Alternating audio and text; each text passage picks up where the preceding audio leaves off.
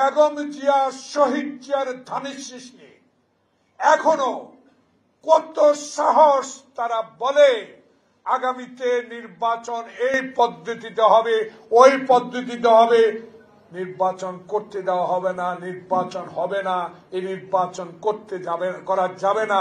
এইসব কথা এরশাদও একদিন বলেছে, হাসিনাও বলেছে।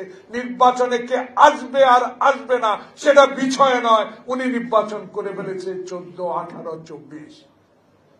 কিন্তু আজকে যারা বলেন, একটি কথা মনে রাখবেন, পাথর কিন্তু নিজের ওজনে ডুবে যায়। আপনাদের সে ওজন যদি হয়ে যায়, ডুবে যাবেন। খবরদার, সাবধান।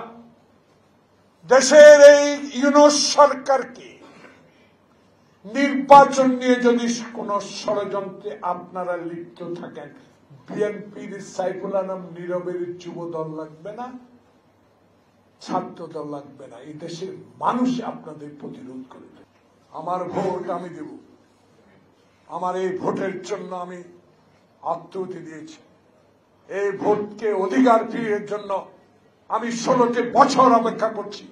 এই 16 বছর আগে যারা 71-এর স্বাধীনতা বিরোধী ছিল, আবার তারা যদি ষড়যন্ত্র করে আমার এই ভোটাধিকার হরণ করতে চায়, দায় দায়িত্ব আপনাদের উপরে যাবে। আমাদের কোনো দায় দায়িত্ব দিতে পারবেন না। আমরা লড়াই করে যাব। এই লড়াইয়ে আমরা জিতেছি, এই লড়াইয়ে টিকে থেকেছি, এই লড়াইয়ে আমরা আত্মহত্যা দিয়েছি। সেই লড়াইয়ে ইনশাআল্লাহ তারেক রহমান বাংলাদেশে আসবে জনগণের ভোটে। যদি জনগণ চায়, যদি শাহাবুদ্দিনের মতো একটি নির্বাচন দেশে হয়, আল্লাহ ছাড়া কেউ রুখতে পারবে না ধানের শীষ।